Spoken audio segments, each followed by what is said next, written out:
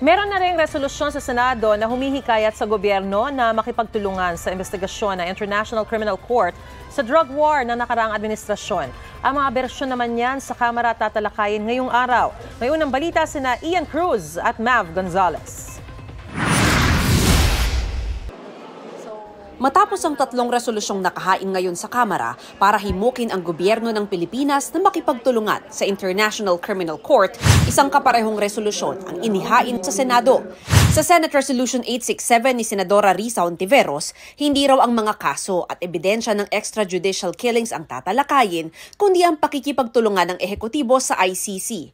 February 2018 nang magbukas ang prosecutor ng ICC ng preliminary examination sa mga alegasyon na may basbas umano ni na Pangulong Duterte at iba pang opisyal ang mga patayan noong kampanya kontra droga. Matapos ang mahigit isang buwan, nag-abiso ang Pilipinas na kakala sa Rome Statute, ang founding treaty ng ICC. 2019 nang maging epektibo ang pagkalas ng Pilipinas. 2021, pinayagan ng pre-trial chamber ng ICC ang prosecutor ng ICC na simulan ang investigasyon sa war on drugs ng Administrasyong Duterte.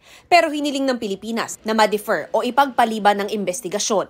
Pero Enero ngayong taon, pinayagan ng ICC ang hiling ng prosecutor na ituloy ang investigasyon sa war on drugs. Hiniling ng Pilipinas na baligtarin ang desisyon at muling iginiit ang posisyon ng Pilipinas na walang jurisdiksyon ang ICC dahil kumalas na rito ang bansa. Pero noong Hulyo, kinumpirma ng ICC Appeals Chamber ang authorization na binigay sa ICC prosecutor na ituloy ang investigasyon. Sabi noon ni Pangulong Marcos, basta tapos na lahat ng ating pag-uusap sa ICC at kagaya ng sinasabi namin mula sa simula, we will not cooperate with them in any way, shape, or form. Pero nitong Biyernes, sabi ng Pangulo, there is also a question, should be returned under the fold of the ICC. So that's again under study.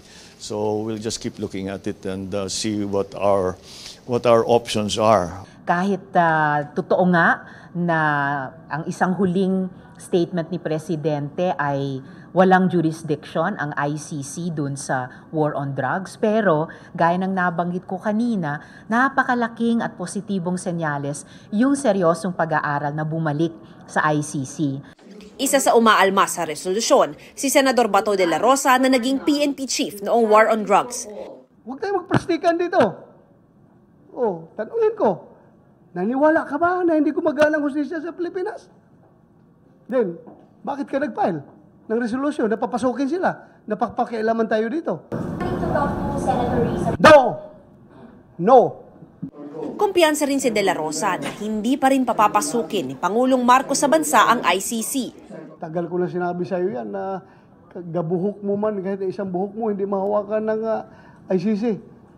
Yes! President Marcos recently na study.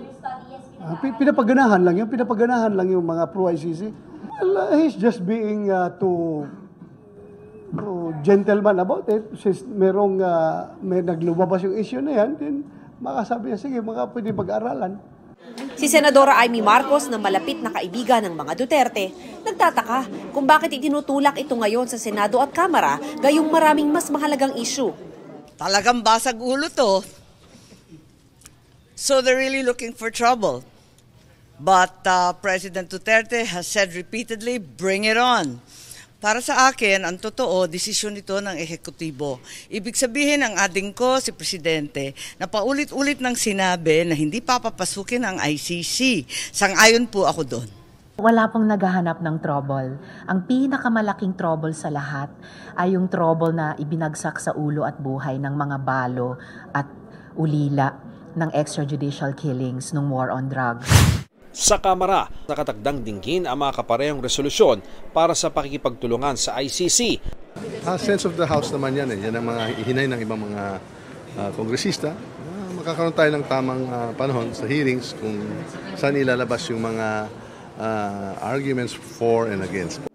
Ayaw na raw kulayan ni Vice President Sara Duterte ang mga dahilan sa likod ng magkakasunod na paghahain ng resolusyon sa Kamara na nasundan ng isa pang resolusyon sa Senado. Iwan na lang namin yan sa mga tao na i-analyze. I do not want to speculate sa mga motives ng House of Representatives. Ang mga yan nangyari sa gitna ng paglipat alyansa ng mga dating kaalyado ng mag-amang Duterte. Muling git ni VP Sara, walang lamat ang unit team.